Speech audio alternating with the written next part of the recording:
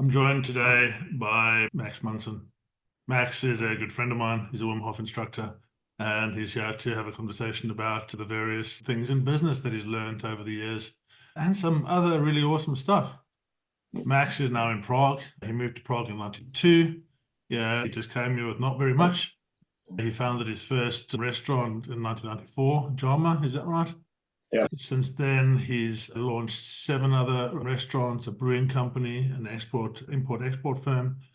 And then in 2010, he launched Max's Steakhouse, where I have eaten a number of times, and it is awesome. Not only done the business side, he's also a competitive athlete. He was swimming in his late 40s. Yeah, started in the late 40s, I believe. And then recently, he won a 50-meter freestyle gold in the ice swimming championships. He also became the champion in the 100-meter freestyle. He earned bronze in the 250-meter freestyle. Yeah, all these great things. He has breathwork and workshops that he runs at his restaurant sometimes and other places. And he's also opened a number of nightclubs, so we'll talk a bit about that. He has authored a book, Diving Back In, and I believe there's another one coming out. Yes. So welcome, Max. I'm sure I haven't even touched on all of it there. Yeah, so great to have you here. And I'd love to let's just dig into a little bit of Max. So what's Max about? You moved in from the US in 92, was it? So I graduated from college in 91 and I moved to France for a year and loved it. France is an amazing country, had a great experience. And I thought, okay, I've been here for a year, had an amazing time. It's time for me to go back to the States. And then I thought maybe I'll spend one more year somewhere else. And then I got one of these rail passes where you can travel. I think it was like any 15 days for 2 months. I traveled around Europe trying to find maybe a suitable place to live for maybe one more year, and Prague was my number one choice. After cruising around many towns, Prague won out easily. Yeah, I think the only one that I've found even vaguely similar is Belgrade in terms of the draw there. So what made you take that first step? What made you go out and travel? Were you just looking to see the world a bit? Yeah, so it's the funny thing is when I was in high school, I was kind of like this typical American guy. I was very America oriented and I had a certain view of the world that I think was a little insular. And then in college, I studied abroad for 1 semester in London. I think that semester opened up a lot of things for me. It opened up kind of my perspective on culture, on the world, on other countries, on language. And that's when I decided that maybe after school, I could move to Europe for a little while, expand myself a little bit more before going back to the States. So I didn't want to be pigeonholed, and I felt like I was doing that to myself, kind of pigeonholing to a certain type of person. So I thought I would go and open up. I didn't know that this idea of finding myself would take over 30 years. It seemed like maybe a year would be good at the time. Isn't it weird how you leave your home place? I left South Africa, I came to the UK on a 2-year holiday work visa. And when you go back, everybody's the same and you've changed. Yes. Yeah. And suddenly, so now that I've changed, what do I do? Yeah. So you got to Prague, and what did you find that Prague was like in the 90s? Prague in the 90s, I don't know if we've even talked about this before, but I feel like soldiers when they go through boot camp together, or when you do some hard thing with someone, if you like run a marathon with someone, like you do something, you bond with them. And I feel like everyone who was in Prague in the 90s bonded together because we went through this super exciting time of seeing the city and this country transform and become and adapt to freedoms again and adapt to capitalism. And there were some wild things that happened, a lot of great stories from the 90s. I got here in 92. I opened my first business in 94. My plan was not to open the restaurant. I had worked in restaurants in college, but my plan was not to open a restaurant. I was teaching English in Paris at the time for about $20 an hour. So I thought, okay, I've got a teaching English degree, a TOEFL teaching English with foreign language degree. I studied English literature in college. I'll teach English in Prague for a year and then move back, maybe get an MBA or something and find my career path. And then I found out that in Prague, English teachers were getting paid. You could get hired in a minute, but they got paid $1 an hour, Roy. All right, I'm going back to France. Yeah, exactly. Things are cheap, but they're not that cheap. Like I wasn't ready to work for $1 an hour, and I thought, what else could I do here? And I spent a lot of time. I like to say a lot of time researching in bars, but I went around, I was socializing, let's say, quite often, and it seemed very clear. I had a friend that was here with me, and we decided that this town needed an American style bar and restaurant because there was nothing like that here. And so that's how we came up with this idea to write a business plan. Even though I think I had $2,500 left to my name, not sure how much money he had. It was probably around the same amount. And the idea was to write a business plan and then have people invest in the idea of opening the first American-style restaurant and bar in the country. And what was that? Yeah, I love people to be inspired to go and start their own businesses because I think business owners are such a unique breed. And it's that first step, right? It's that first step that you have to take. Yeah, yeah. What was that for you? Yeah, how did you actually decide I'm going to do it? Do you remember that time? We're going to do it. Well, yeah, I absolutely do. We were sitting in a cafe called the Whale Cafe, but in Czech. And we decided that we were having this conversation. We were drinking beers. And we said, there's no place like it in town. We could do it. And it doesn't occur to you when you just finished college, you've never had I've never had a real job. I never had to really create anything on my own. That idea of opening something from zero on your own, it's a very foreign idea. Now, once you do it once, you've created that wheel, but we had no wheel, but we did have each other. And I think the confidence of building between two was much easier than if it was just me. If I was solo, I don't think I would have ever considered writing a business plan and trying to open a business on my own at that time. I took that first one. I think you don't give yourself enough credit, but I think there's a certain type of person that's an entrepreneur, and in some way you're born with that and you become it. Yeah. You evolve into it, and how you get there isn't really important. I think it's just how, when you take that step. Yeah. So you built this business plan. You went out. You started getting investors.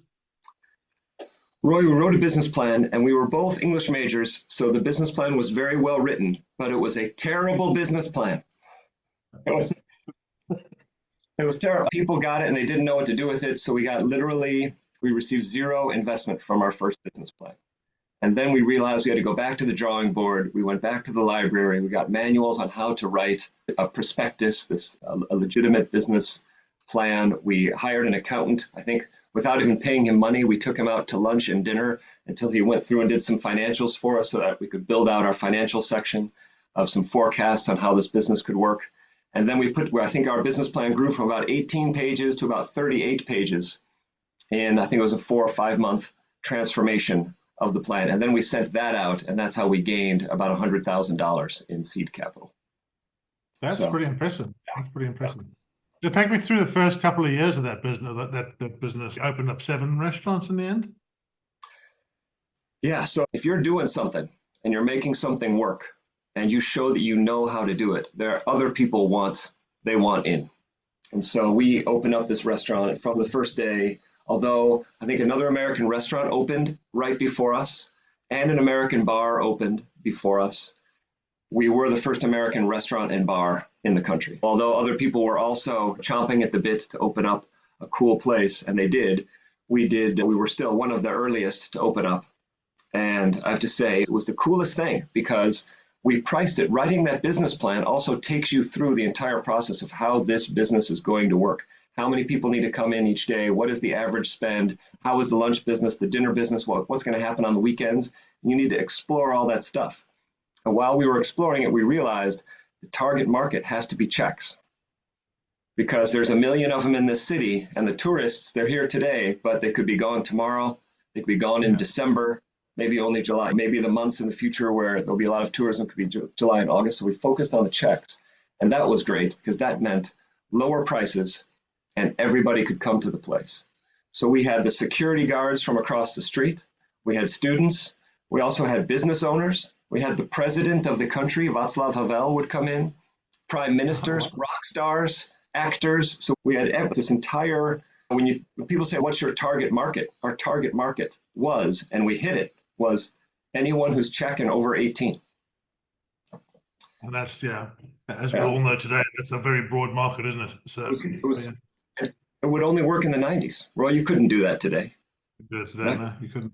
But back then, that was like we went for it, we hit it, it was great. So we were full all the time. It was a great meeting place so that not only did kind of foreigners who spoke English, they felt comfortable there, but also Czechs felt comfortable there because everything was written in Czech first. We were not one of those tourist places that would only use foreign languages in their menus and etc. We would put everything in Czech, make the Czechs feel comfortable, and then the foreigners as well. And then just the whole style of the place was different. Czech pubs, up until that point, there was only seating at tables. There was no bar table. There was no bar stool. So we were the first place to open up with bar stools, like literally 16 bar stools along a long bar in the middle of the restaurant. And Czechs would come in and go straight to the tables, and the foreigners would come in and go straight to the bar. Wow, wow. So it was great back then. So you transitioned out of that. You sold some of those businesses, and presumably you did quite well there. Yeah, so that main restaurant I had for 27 years, and that was always the flagship. And then from there, I had a partner here or a partner there opening up different businesses. Sometimes I would open up some on my own. So I had everything from a couple of music clubs, kind of dance clubs, to I think a literary cafe. Look, I study literature. Why not have a place to do your poetry readings, right? Yeah. So a literary cafe and bookstore, a sandwich shop, a sports bar called the Pack Sports Pub. That was Prague's premier sports bar for a few years. An Australian restaurant. We partnered up with an Australian woman to open up an Australian place. It was going to be authentic Australian. We imported a chef from Sydney. And then before we even opened the doors, I realized that this woman was stealing from us. She was stealing our intellectual property. And I had to fire her. I forget, it was a month or 2 months before we opened. So then my partner and I ended up being two American guys owning and operating an Australian restaurant. And it was a little more difficult than we had anticipated. It ended up working out. It was great. It was in the shape of a boomerang. There was a bar in the shape of a boomerang. It was pretty cool. We had some kangaroo pie floater soups. I don't know if you know that one. So we had some great food. And let's see, what else? And then I think another bar and grill restaurant. And then in 2010, I opened up this steakhouse. And that's one I've still got today. The other ones I opened and sold, I think just about most of them for a profit. The clubs did not end well. And the bar and grill that I opened up, I sold that, but at a loss. So this is not a story where everything was a success. It took some hard knocks there along the way. And that's business, right? If you don't take the hard knocks, what were your lessons in those hard knocks? What were the hard knocks? What do you tell people to inspire them to keep on going?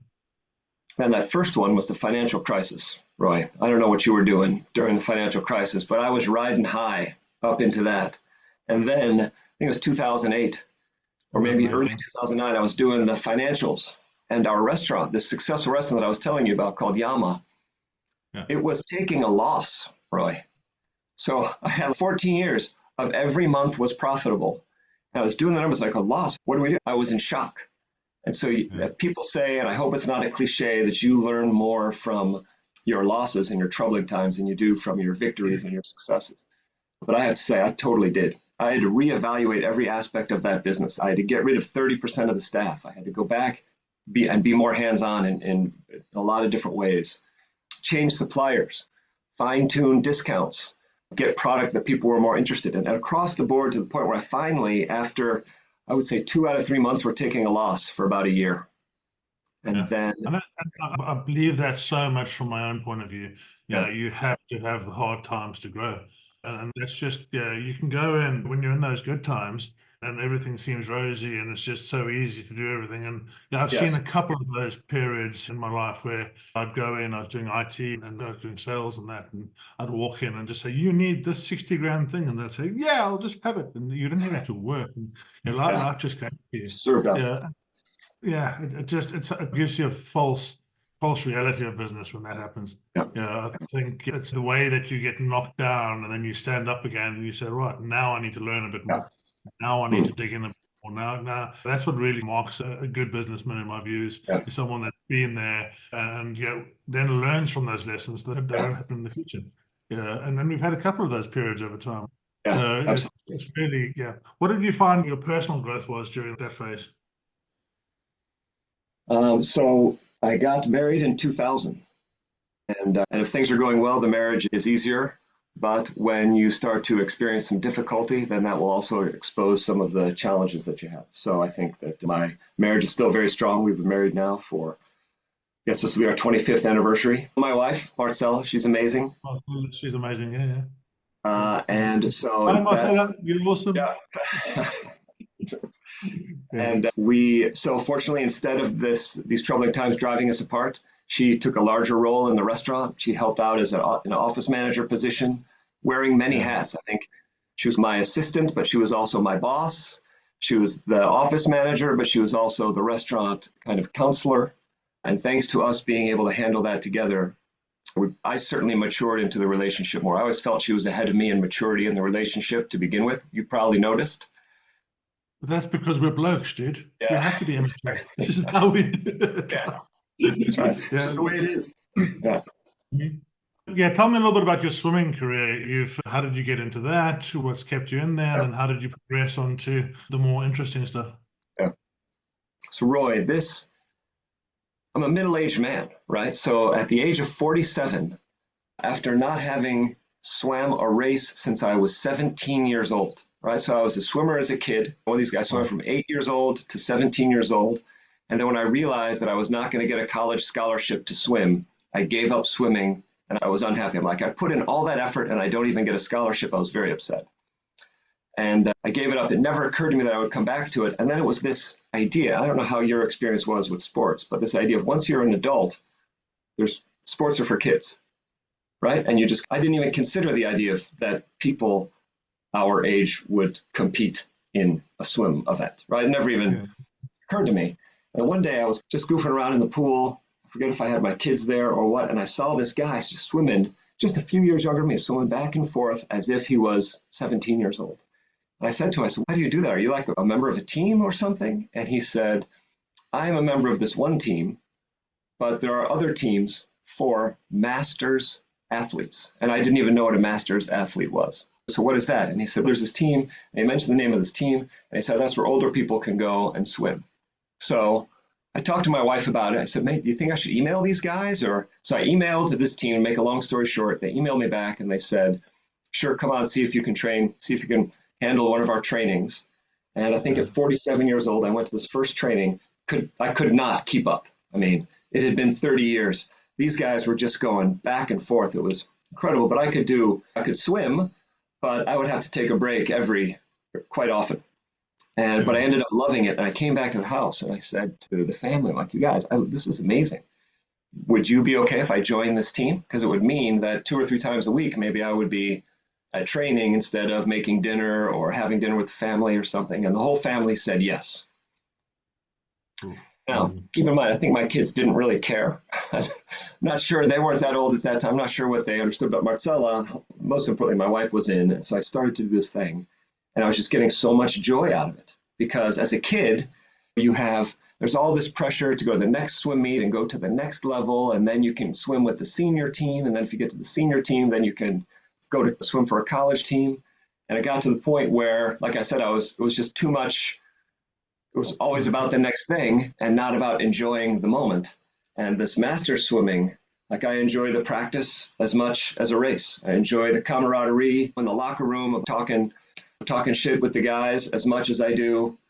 Let me ask you, like, one of the things that I found through my sporting career, and I do other stuff, right? I did skydiving and the free diving and other a lot of things. Did you find that going into the swimming, going into doing something, helped your mental state, helped your mental health, helped you? I really found the business was so mentally draining. I was doing 14 hours a day, sometimes 5-6 days a week. I was getting to bed and I wasn't sleeping well. I spent 15 years doing 2 hours sleep a night. No kidding. That's amazing. I just really, and then I'd go skydiving on the weekend, and just having that 2 days of being totally clear. It was a mental clarity you get from not having to think about the other stuff. Was there an impact of that with the swimming? Yeah, I completely identify with what you're saying. It's a reboot. Yeah. You can go there in the reboot. When you are doing those things, your mind is completely off your business. It's on the task at hand. You're completely present. I'm worried about the No, I'm concentrating on the position of my arm, the strength of my stroke, quality of my flip turn, how well are my underwaters. These are things you're thinking about constantly for an hour. Each training is about an hour. And I could not agree more. It's like a daily therapy. Yeah. And you can't, because you're thinking about that, you can't think about other things, right? Yeah. No. And you give your mind a break, and suddenly all the stuff that was worrying you, the solutions come. Right. Yeah. Yes, that's true. That's true. Yeah. You It's just pause like, it. yeah, you just pause and go. So then you've been Wim Hof instructor now for a while. Talk about the transition into that. How did you get into that? What was that about? So, Roy, imagine you're getting your daily therapy with your diving, let's say, and you're clearing your head. And then the government says to you, hey, by the way, no more. It's no longer allowed. You're no longer allowed to have your daily therapy. It's against the law. What? So tell me more. So March 2020 was the first lockdown, the COVID lockdown. So not only did they lock down my business, I was not allowed to open my doors to public. I was allowed to do delivery. Delivery was still allowed to the businesses that were still open, which were pharmacies, telecommunications, banks. And I think that's about all that I could remember. Everybody else was sent to home office.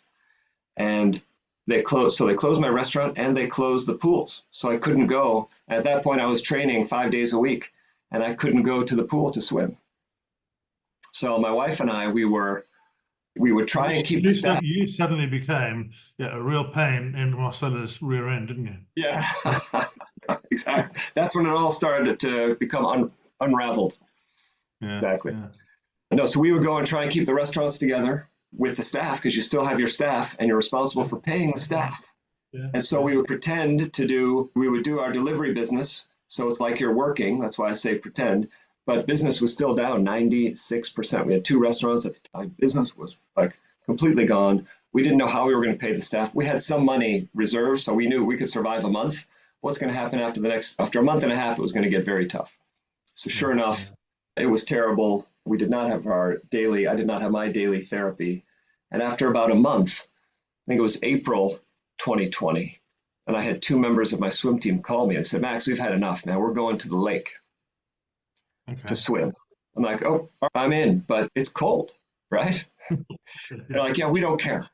So we get to the lake, which is right here in Prague. We get to this lake, and these 2 strip down, this woman and this man strip down to their suits, and they just get in and they start swimming across this. It's really cold. It's April. It's right. The winter has just ended. And I think they can do it, I can do it. So I get down, I swim, and if it's your first swim in cold water, it is such a rush. It's a rush every time, but that first time you're like, whoa, this is going against everything that I thought was possible. And I took a few strokes. I would say I swam out 50 meters. I could swim. I felt great, felt so alive. But then I got terrified. I thought, what if I freeze?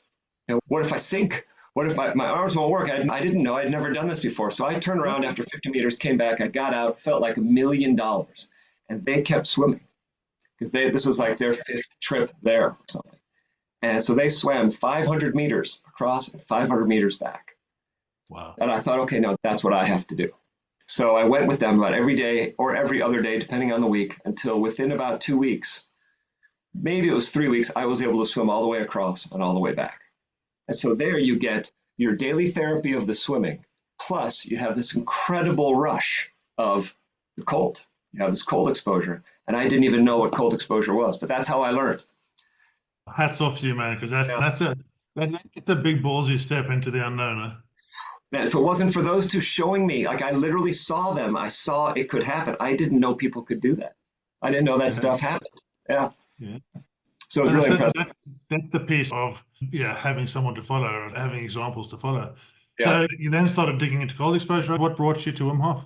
It's so funny. So I would come home and I would say to Marcella, hey, this thing is amazing. I feel like $1 million. But when I get out after the kilometer, I'm shivering so much I can't even drink my tea. And I'm showing her this, and she says, yeah, honey, that Wim Hof guy doesn't shiver. You should learn to do it the way he does. And I thought, that Wim Hof, this guy that I had seen on YouTube or whatever. I'm like, that's right. He's the Iceman. He would be able to show me how to not shiver. And another lockdown was happening at the time. I think we were out of a lockdown and back into one. And so Marcella and I signed up for the 10-week Wim Hof method course. And every day, instead of coming home and watching Netflix and drinking, I'm sorry to say, but during that first lockdown, we were taking it hard. We had cut out the booze, we had cut out the Netflix, and instead we would do this daily seminar, online seminar with. That's where I think you were in August 2021, weren't you? That was kind of when Yes. that Yep. started. Yeah, that's where we first came in contact. Yeah. Yeah. And thank goodness we did, Roy, because I also talk about daily therapy.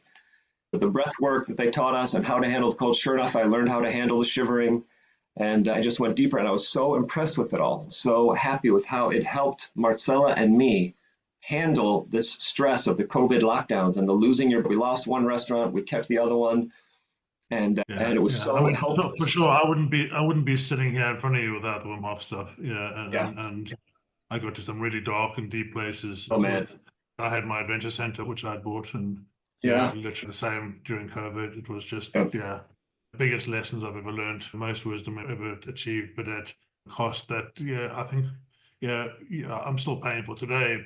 Even though I'm grateful for it. And the breath work I got to myself, I was sitting at the edge of, I had 130-foot wind tunnel tower. And I was sitting at the edge of this tunnel, and I was going to jump off. I was just done. No kidding, Roy. And I just decided to just do some of this breath work. I did, because I've been doing breath work for a physical recovery, and I did some breath work, and it just gave me enough space back in my head. It just took enough emotion away for me to say, okay, no, I don't need to do this.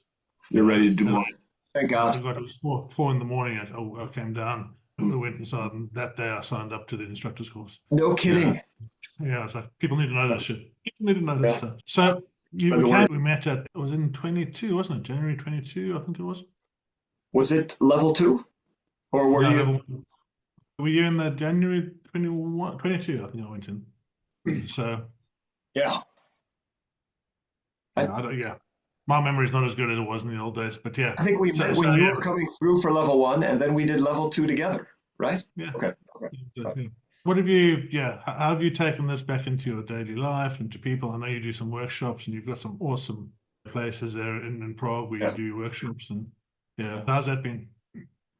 People, without exception, everybody who comes through the workshop is happy that they did, right? So the feedback could not be better. I had this idea, I don't know about you, Roy, but I had this idea that there are people in this world who just have all their shit figured out. Turns out, I don't think I've met any of them. I thought they'd come across my path. Show me one of them. And so I thought, all right, only some people will be interested in this because there's those other ones who have stuff figured out and they don't need this type of thing. It turns out everyone can benefit from this method. And some people more than others. If you're struggling with addiction or you've got a very depressing thing happening in your life, then people can get even more from the method. But even people who are just trying to get through their day, just trying to keep their families together, their business or their job, and just trying to keep things going, everyone can benefit from this method, these powerful tools that we give people with the breath work and the cold and the mindset. And that's what I like about the method is it combines those things into a powerful way to face life. Whereas once it's free, right? Once you've had the training and you've had some instruction, these are things that don't cost you anything, unless you live in Mexico where it's hot all the time or somewhere in a hot climate. You can always go and find cold water somewhere. You can always breathe. I mean, for me, the breath work was the initial thing that was so transformative, right? Because I would go and I'd do the breath work and I just have a reset of my emotional state. Just by doing this every morning, now I'm like, okay, let's get rid of all the stuff from yesterday. Get rid of all those chemicals that are basically your emotions, and let's start again. And it just gives you so much power.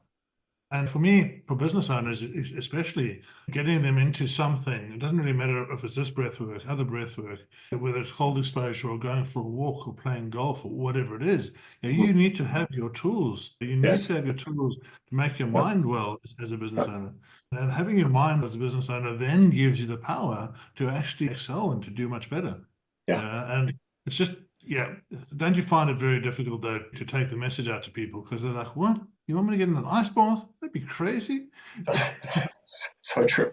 Roy, it is so true. But the number of people who, as soon as you mention something like this or it comes up or they hear that you do it, say, oh, Max, what's up with that ice bath? And so I'll tell them a little bit, and then they will say, you will never get me in an ice bath. And then 3 days later, I can have that person in an ice bath. It must have happened a dozen times where their automatic reaction is no way in hell. And then they start processing and you talk to them and there's something for you to hold on to and something else to add to. And then we can create this real transformation. Yeah. So I want you to think back now, and I want you to really dig into the gray matter and think about of all the people that you've trained, and I'll share a story as well. Of all the people you've trained with the Wim Hof method, what's the biggest transformation you think you've seen? It's funny. The one that comes to mind, I had a few people who had diseases that they're struggling to face, and they were trying to keep the medication down, and this was going to be a way for them to keep from taking as much medication as they felt because they felt they were taking too much. But I had one guy, and I'm not sure if he had ADHD, or if it was just anxiety, but he needed the cold more than anyone I've ever met. So most people during the workshop, you're instructing and you're talking about the history of the method and how it works and some of the science, and you can tell that a significant part of their brain is taken up with, oh shit, pretty soon I have to go into the ice. They're just processing. And this guy, I think it was the opposite. He was like, just get me in the ice. Just get me in the ice. And if I felt like more than anyone that came through the workshops, when he went in, he was finally happy because the ice was taking him away from the stuff he had to deal with. And I felt like he was dealing with it 24/7. His mind, his monkey mind, I think was just driving him crazy. And so he was the one that was a thank you and a big hug. And I think that if anyone did it every day since then, we all have an off day. I think this guy was the one, a Czech guy. And he went in, and he did not just go in up to his neck, Roy. He went in full bore, as much as he could keep his head underwater. I couldn't stop him. And then he didn't want to get out after 2 minutes. Yeah, it's scary, that, isn't it? Yeah. What about you? Who was your most memorable? Two that I can think of. Sarah, who works with me. Sarah joined, she had 5 different autoimmune diseases. She had fibromyalgia, other things as well. And she came in and she walked up to me, and the first thing she said to me is, I am not getting in the cold. I'm not. Oh, yes. Yeah. Do the breath work, but I'm not getting in the cold. You know that one. Okay, you can do whatever you like. And then I started going through the presentation and the scientific training, and I mentioned autoimmune diseases. And she came up to me kind of sheepishly afterwards and said, I think I have to get in the cold. Okay. Yeah, and Sarah got in the cold, and she's now a Wim Hof instructor. Yeah. Really? Okay. She's just done that. Yeah, she was stuck in a wheelchair a lot of the time. Yeah, she'd remodeled the whole house. Her husband had remodeled the house so that she could actually get around easily. He sold her wheelchair a while ago, and she's just an amazing bunch of joy. Yeah. So that Sarah will always be my kind of, listen, this is what you can achieve. For sure. And then I had one other one, which is interesting. I had a lady called Claire call me up. And Claire is actually a business coach at Cranfield University. And Cranfield University is one of the top universities in the UK. And she called me up and she said, hey, Roy, I'm doing something slightly different for business owners, for high-performing business owners and executives, and I want you to come and teach some breath work. I see you do the Wim Hof stuff. And I said to her, Claire, why don't you come along? I'm doing a workshop on the weekend. And she said, I've got my son this weekend. I thought, how old is he? Well, he's 18. I thought, bring him along. And she came. It was like 2 degrees outside. It was a lovely place down the road called the Boathouse. Yeah. And I think she thought she was totally mad, and she definitely thought I was even madder.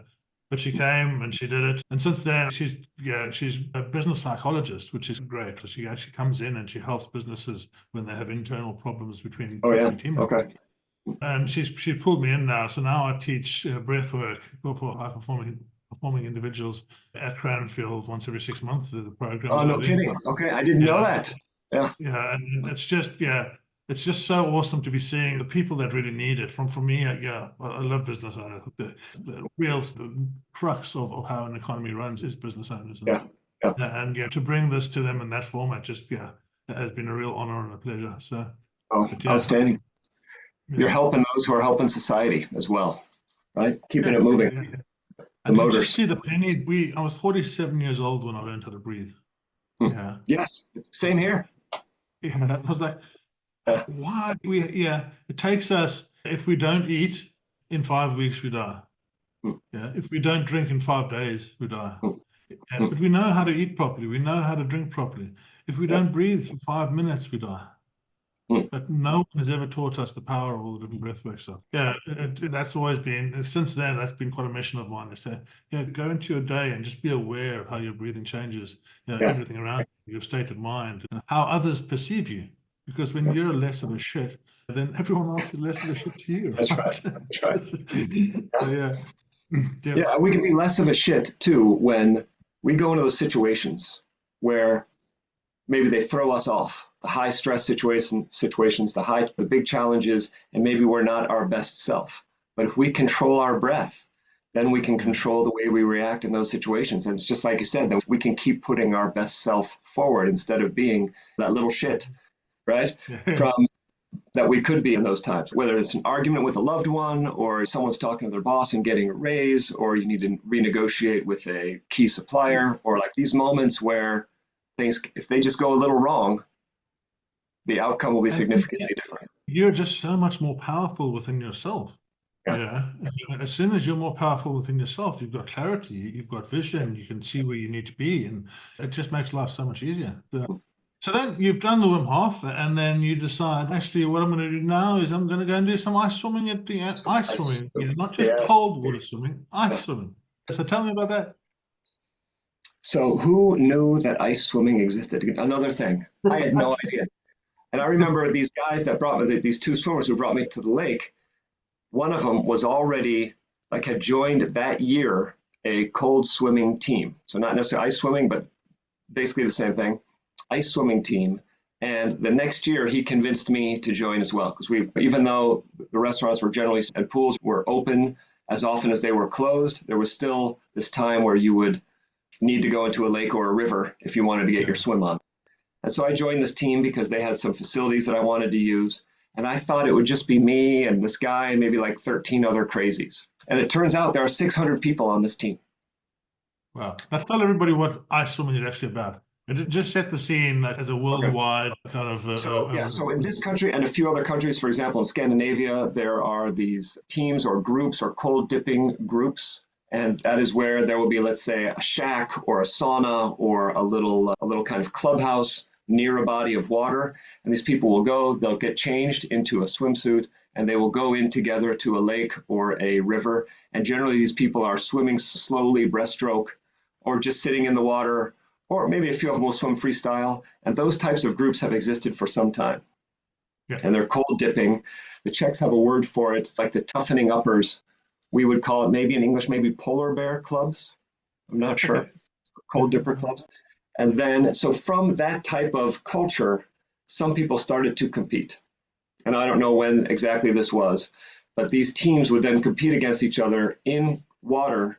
And in order for it to be ice swimming, it has to be 4 degrees Celsius or below for it to be officially ice swimming. Now, you can still do the races if it's 7 degrees. It's still very cold, but it's not officially ice swimming, and you don't get as much credit or points, because people are now measuring the points for these races. So you have teams, there are many teams in this country. There could be, I don't know, 100 teams in the Czech Republic, in this little country, teams from around the world. And then as people get better at handling the cold and combined with intense physical activity, they start to compete on a higher and higher level. So for me as a swimmer, I could compete as a swimmer in warm water, and I knew how to do that. But taking that ability and putting it in the cold water is a major challenge, because as soon as you start to exert your energy, the cold just strips it away from you. Especially, I'm like a slimmer guy. Some of these guys have a few more extra layers, so maybe the cold is not stripped from them as fast. But I could be frozen after just swimming for 2 minutes, even though normally I could sit in an ice bath for 10 or 15 minutes. By the time I was done with a 100-meter sprint, I would be done, and I would be shaking as if I had taken a 10-minute ice bath. So the ice swimming is about combining your ability to handle the cold with your ability to swim efficiently in the water. And countries around the world are doing it. And so this World Championships that I was in the Italian Alps was in an outdoor pool in the town of Molveno. Your first one or your second one? How many times? This is my second World Championships, and then last year I was in the European Championships. So I think one year they do European, and then they do World the next year, and then European, and then World Championship. And I think this was like the 13th maybe or 11th, not sure, world championship. So it's only been going for some time. And it was incredible. Imagine an outdoor 50-meter pool covered in ice in the Italian Alps. And the night before the races, they had to go out and break the ice, and the ice was this thick. So then they had to empty all the ice out of the pool, and that's what we were racing in. So not only was it below 4 degrees, it was below 2 degrees. So really as cold as you could get without it freezing. And then each night it would freeze over a little bit more. They'd have to take a few more ice pieces out for the next day's races. So I think it was 6 days of races. 49 countries were there, almost 800 swimmers, and all of us competing. Who knew?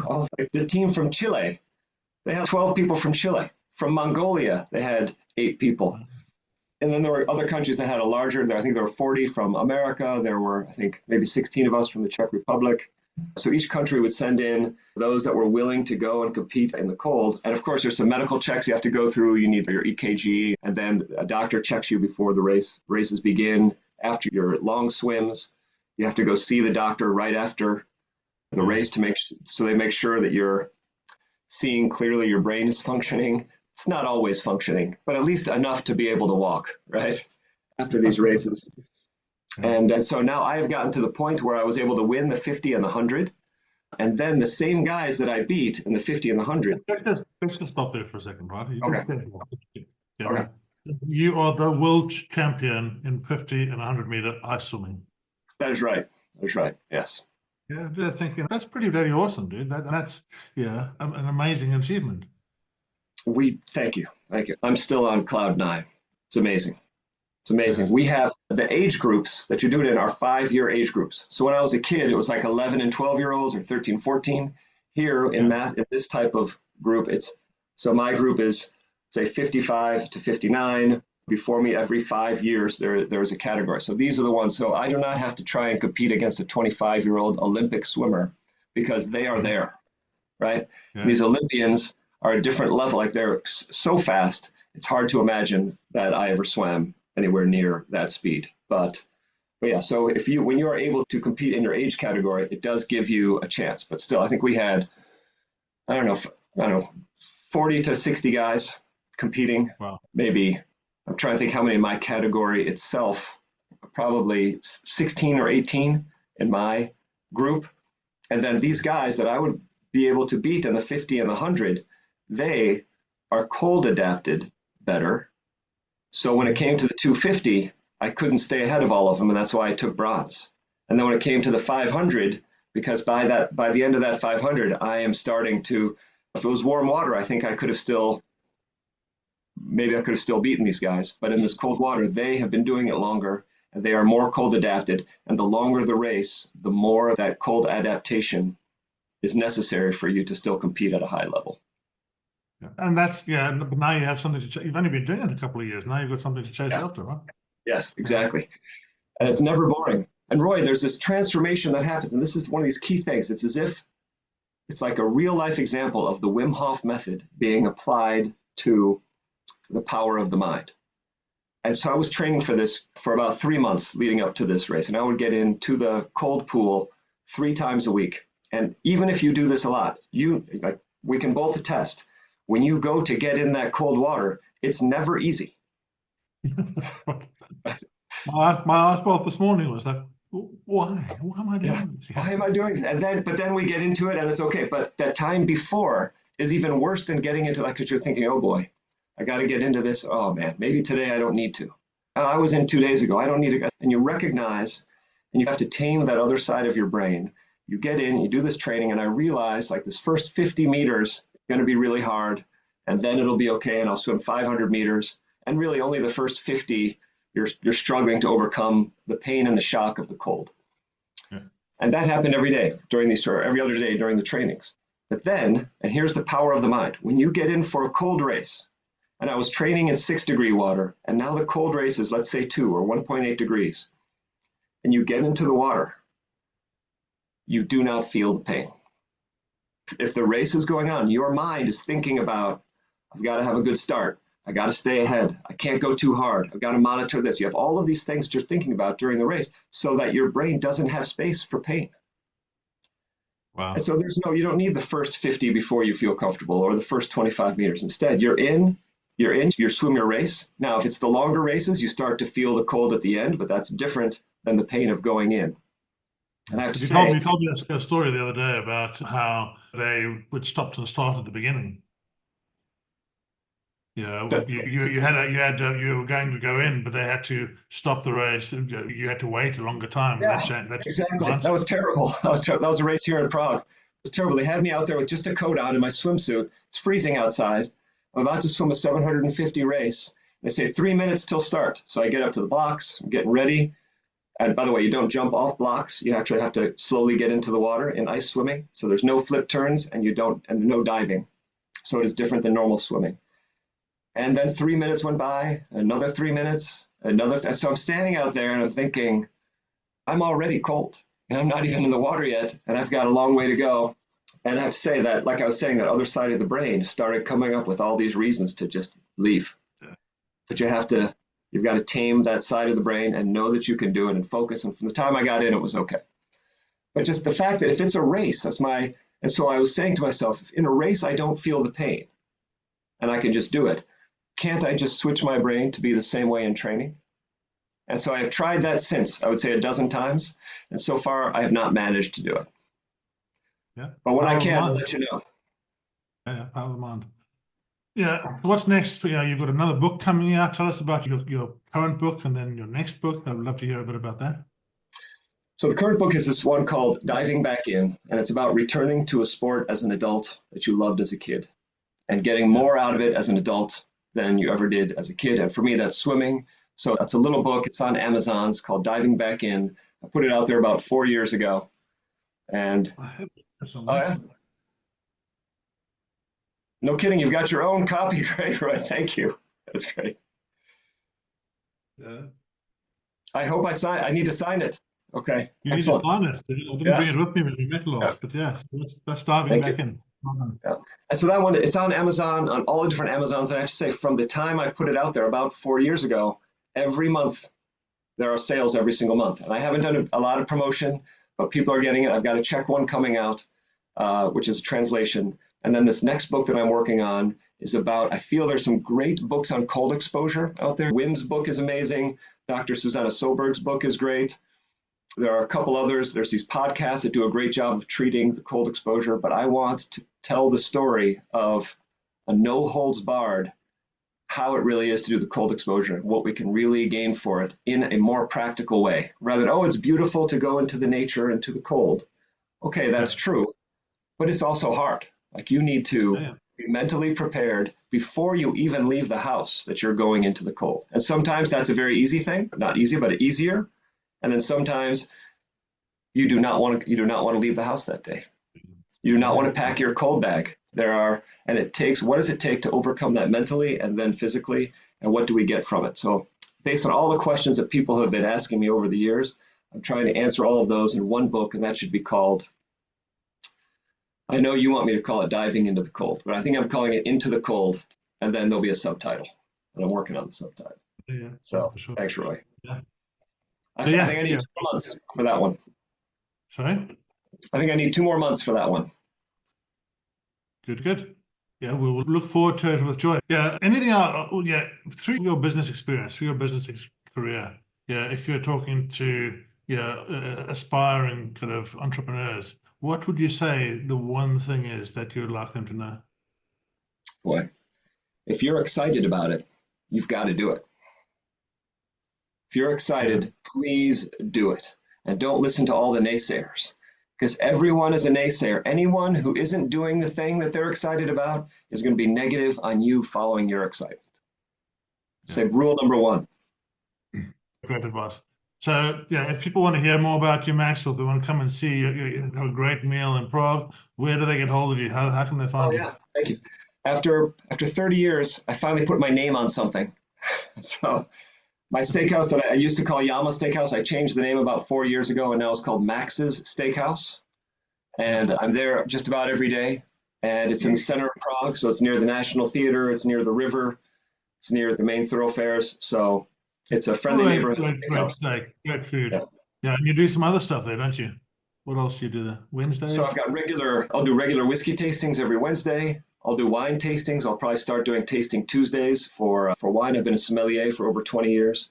And we just added a dry ager, Roy. I don't know if I told you, but we're one of just a few places in town that have dry aged steaks. So it's a bit of an upgrade. We've put it up to 11. And so there's always something. And now brunches. Brunch. Yeah, brunch is it? Yeah, literally after this call, Roy, I'm going to have brunch with my family at the restaurant. Yeah. I want to be there. We'd love to have you. Yeah. Yeah, we're definitely coming soon. So yeah, just leaves for me to say thanks very much for joining me, Max, and sharing your story. Really inspiring. So yeah, look forward to catching up. Thank you for having me, Roy. I appreciate it. Righty, ciao, ciao. Okay, talk to you soon. Thank you.